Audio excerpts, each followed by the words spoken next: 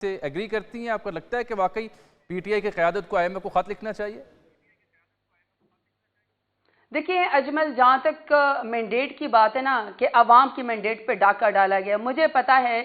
کہ میرے سمیت میرے لیڈر تو ابھی تک جو اس وقت جیل کے اندر سزا کاٹ رہے ہیں فریولس کیسز میں، پھر سیکنڈ ایئر لیڈرشپ کو اٹھایا گیا، ہم پہ ہزاروں FIR دے دی گئی، پھر خواتین کو جس طریقے سے ہراس کیا گیا، فیملی کو، لیڈر سے لے کر ورکرز تک، ورکرز سے لے کر ووٹرز تک جو ہے نہیں بخشا گیا، تو وہاں کس قسم کا مینڈیٹ ہوگا، کس قسم کی حکومت کو چلانے کی کوشش کی جا رہی ہے؟ دیکھیں پاکستان کے عوام بھی کہتے ہیں ایک خاموش انقلاب 8 فروری کو آیا، یہ بات انہوں اپنی نے تو جگہ ظلم کا درست بدلہ ہوگی، ووٹ سے لیا نا، یہ ہم بات تو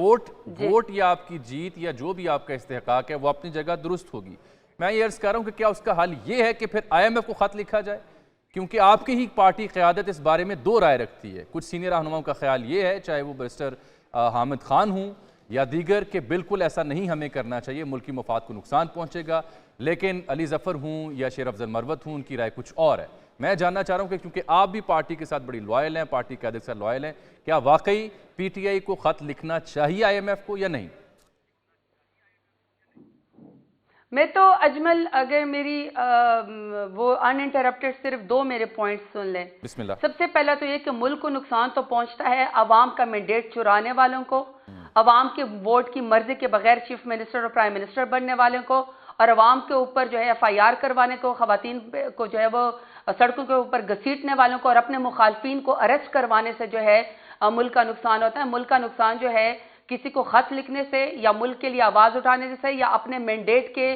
جس نے چوری کیا اس کا حق لینے سے ملک کا استحقاق بھی مجروح نہیں ہوتا اور ملک کی رسپیکٹ بھی مجروح نہیں ہوتی۔ جہاں تک آپ نے IMF کی بات کی، اس کی چھوٹی سی اگزامپل دیتی ہوں۔ میں خود جو ہے وہ منسٹر تھی، ہم لوگ جب FATF کے قوانین جو ہے جب وہ پاس کروا رہے تھے، پاکستان کو گرے لسٹ سے نکالنا تھا، یہ بلیک لسٹ میں پاکستان جا رہا تھا، اس وقت اگر آپ کو یاد تھا کہ پیپلز پارٹی اور PMLN دونوں واک آؤٹ کر گئی تھی تاکہ پاکستان خدا نخواستہ بلیک لسٹ کے اندر چلا گیا۔ جو انہوں نے نعرے بازی کی، انہوں نے کہا پاکستان کی خود مختاری کے خلاف ہے، آپ پاکستان کو جو ہے وہ IMF کا جو ہے وہ پتہ نہیں نوکر بنانے جا رہے ہیں، آپ پاکستان کی سالمیت کے اوپر جھگڑ رہے ہیں۔ انہی معاملات پہ اوپر سنجیدہ قانون سازی کے مدعے کے اوپر انہوں نے آپ کی حمایت بھی کی۔ خود خواجہ آصف کل شاہ زیب کے پروگرام میں کنفیس کر رہے تھے کہ پی ٹی آئی کے ساتھ ہزار اختلافات تھے، لیکن قومی مفاد کے اوپر جو بھی قانون سازی تھی اس کے اوپر ہم اسٹیبلشمنٹ کے کہنے پر ان کے ساتھ بیٹھے۔ اس کو کیسے آپ ڈینائی کریں گی؟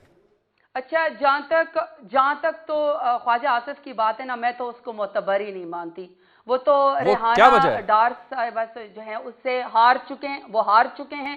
وہ ریحانہ ڈار صاحبہ سے ہار چکے ہیں، اور ایک وہ والدہ کی عمر کی خاتون ہے، جس طرح خواجہ آصف کے کہنے پہ اس خاتون کا عزت کو مجروح کیا گیا، ان کے گریبان میں ہاتھ ڈالا گیا، پوری ڈار فیملی کو سڑک کے اوپر بیٹھنے پر مجبور کیا گیا، ابھی تک بھی جو ہے وہ عمر ڈار پولیس کی کسٹڈی میں۔ مجھے سمجھ نہیں آتے کہ خواجہ آصف جیسے لوگوں کو، جن کو عوام نے مینڈیٹ نہیں دیا،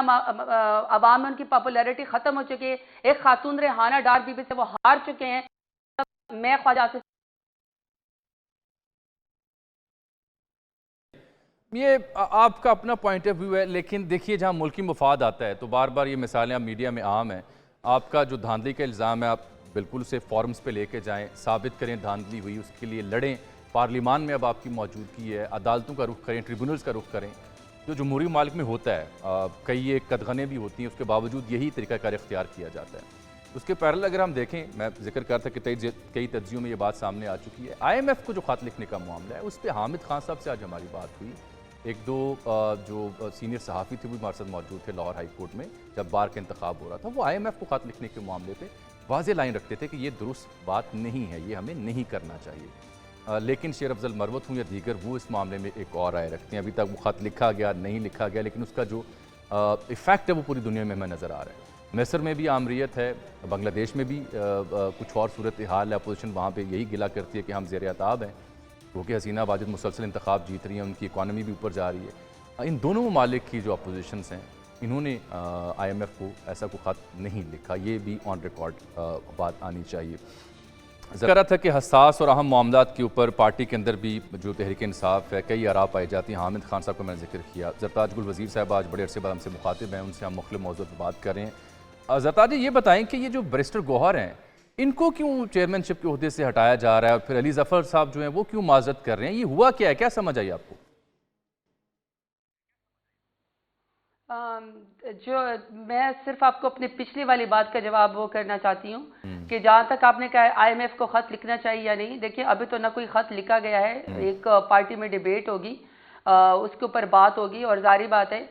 تب بھی جب وہ خان صاحب سے ان کا وقت ملا تھا بیفور دی الیکشن، تب یہی بات ہوئی تھی کہ ملک کے اندر فری اینڈ فیئر الیکشن ہونا چاہیے۔ میں تو ابھی بھی کہتی ہوں کہ میرے اوپر اتنی تکلیف اور آزمائش اور میرے ساتھیوں کے اوپر گزری ہے کہ اپنے ملک میں ہی ہماری جو بیسک رائٹس تھے وہ چھین لے گئے تھے، لیکن میں خود کہتی ہوں کہ آگے بڑھنا چاہیے، ملک کو آگے بڑھنا چاہیے۔ آگے بڑھنا چاہیے، میری بالکل انا ٹھیک۔ بہت چھوٹی ہے، پاکستان بہت بڑا میں ہے، اس موضوع یہ پہ آخر میں آپ سے پاکستان بہت تفصیل سے بڑا بات ہے، کروں گا، بالکل اور عمدہ بات کی آپ نے، عمدہ بات کی۔ جی اب میں جو بات جی آپ سے جاننا چاہ رہا ہوں بیرسٹر جی، گوہر جہاں صاحب کو تک کیوں آپ- ہٹایا گیا اور جی باقی بیرسٹر علی ظفر کیوں نہیں عہدہ لے رہے، یہ کیا چل رہا ہے؟ نہیں ہٹایا تو خیر ابھی کسی کو بھی نہیں گیا۔ میرا خیال ہے کہ بیرسٹر گوہر صاحب نے بڑے مشکل حالات کے اندر جب خان صاحب نے ان کو چیئرمین بنایا تو انہوں نے بڑے مشکل حالات میں مقابلہ کیا اور اسی طریقے سے ہم نے الیکشن لڑا اور خان صاحب کے حصے کا ہمیں ووٹ پڑا، سارا کا سارا ووٹ ہی خان صاحب کا ہے، پورا پاکستان ان کے ساتھ کھڑا ہے۔ لیکن ہم نے یہ کہا تھا کہ پارٹی کے اندر جو ہے وہ الیکشن ہوں گے، اور الیکشن کے لیے ظاہری بات ہے ہماری تو بڑی ڈیموکریٹک پارٹی ہے، پارٹی کے اندر کوئی بھی چیئرمین شپ کے لیے، پریزیڈنٹ کے لیے، ایس وی پیز کے لیے،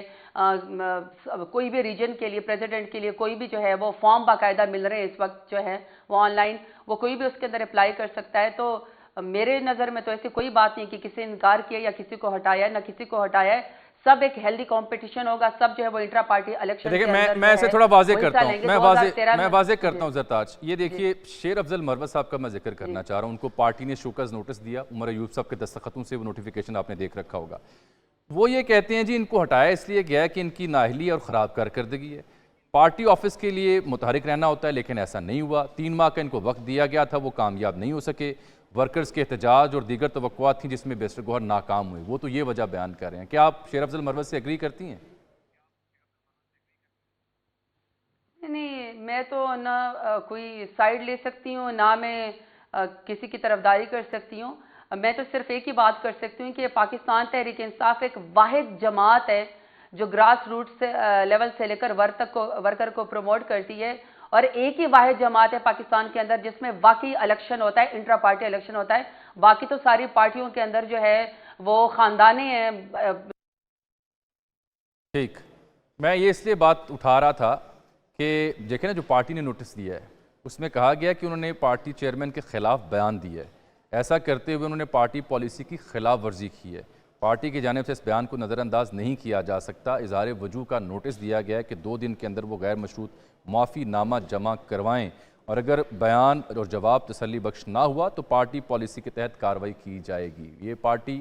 یہ سمجھتی ہے شیر افضل مروت صاحب کے اس بیان کے اوپر۔ ایک اچھی بات البتہ زرتاج گل وزیر صاحبہ نے کی کہ وہ بھی یہ سمجھتی ہیں کہ جو کچھ ان کے ساتھ جو مقدمات یا جو مسائل ان کو دیکھنا پڑے یا سننا پڑے اس کے باوجود آگے بڑھنا چاہیے۔ یہیں سے میں اب پروگرام کے آخر تک لے جاتا ہوں زرتاج جی، یہ بڑا اچھا سٹیٹمنٹ ہے، کاش کہ تمام سیاستدان یہی سوچیں، ملک کے لیے سوچیں۔ آپ نہیں سمجھتی کہ نہ صرف نون لیگ، پیپلز پارٹی، ریاست، پی ٹی آئی سب کو ایک ایک قدم پیچھے ہٹ کے کچھ ایسا کامن گراؤنڈ کریٹ کرنا چاہیے جہاں مل بیٹھا جائے؟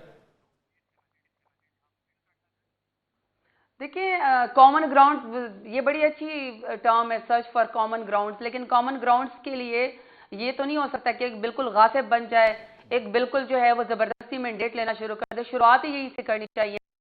بالکل ٹھیک، لیکن پھر بھی مل تو بیٹھنا پڑے گا نا جی، اس کے بغیر تو حل نہیں ہو سکتا، چاہے آپ کا کسی سے شکوہ ہے، چاہے آپ کو کسی سے شکایت، چاہے کوئی آپ کے حق پہ غاصب ہے یا نہیں۔ سیاست میں تو ہم نے یہی طریق دیکھا ہے، یہی روایت دیکھی ہے۔ نیلسن منڈیلا صاحب کی بات بھی اگر کی جاتی ہے تو وہ بھی مفاہمت کی بات کرتے تھے، مل بیٹھنے کی بات کرتے تھے۔ خان صاحب خود